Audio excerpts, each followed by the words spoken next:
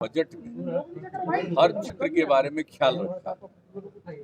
एक तो मौलिक चीज आप समझिए कि जो योजनाएं पहले से चल रही हैं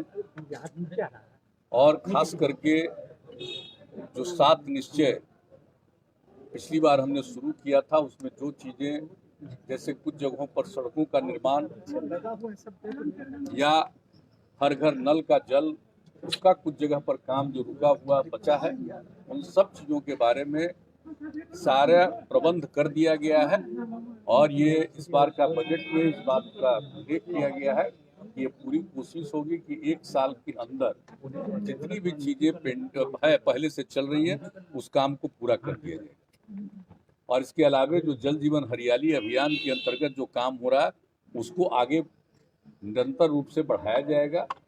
और इसके अलावे हमारे उप मुख्यमंत्री जी ने इस बात को पूरे तौर पर चर्चा कर दी है कि जो नया जो आत्मनिर्भर बिहार के लिए 7 निश्चय 2 की परिकल्पना की गई है, उसके बारे में जो कुछ भी कैबिनेट ने पास किया,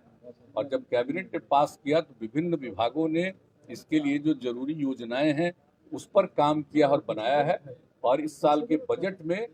प्रावधान किया गया है, इस पर सारा काम हम लोगों का शुरू हो जाएगा नए वित्तीय वर्ष में 21-22 में। और पूरे तौर पर उन सब चीज़ों के लिए जो कुछ भी है, तो पहले की स्कीम, आगे की स्कीम, और आप जानते हैं एग्रीकल्चर के लिए जो ध्यान दिया जाता है उसके बारे में, सड़कों के बारे में, और सबसे बड़ी बात है कि आप देख लीजिए कि हेल्थ और एजुकेशन दोनों पर और ज़्यादा पैसा खर्च करने के बारे में निर्णय लिया गया है। अगले साल के लिए और अच्छे ढंग से बिहार की प्रगति हो, इसके लिए हम लोग प्रयास कर रहे हैं।